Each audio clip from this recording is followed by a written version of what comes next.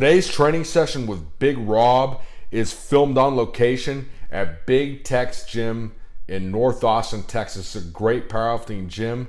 It's filled with soul savers, hell raisers, good-looking women, and cowboys out the ass. Well, anyways, we're going to talk a little bit more about Rob's session here today. So here he is warming up, okay? And you got to think of it like this. A pump might help you win some hardware at the local bodybuilding show and even rake in the dead presidents of the local male review. But this is powerlifting.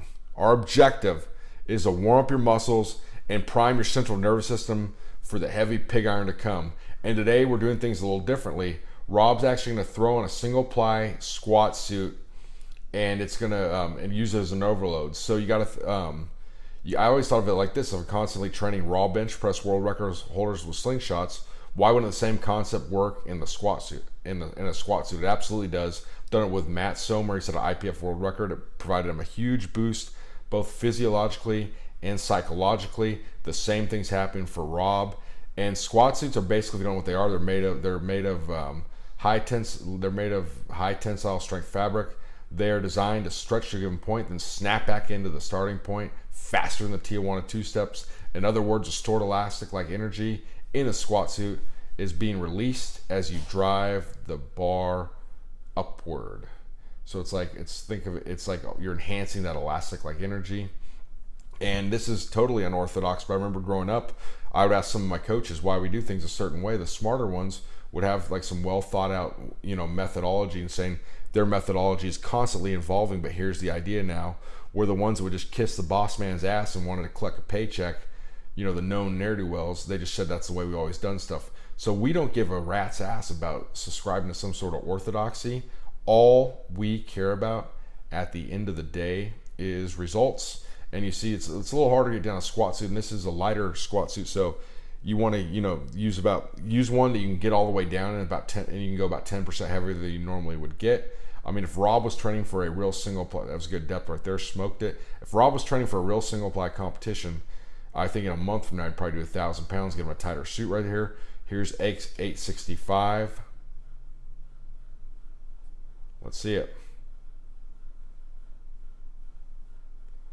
Boom! Faster than a knife fight in a phone booth right there. Faster than a Tijuana 2-step. Good work. And smoked that. So, I mean, look how much more weight can do.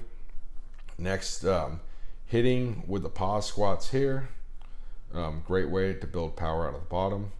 And he's going to finish off the workout after this with some glute ham raises and some abdominal work here.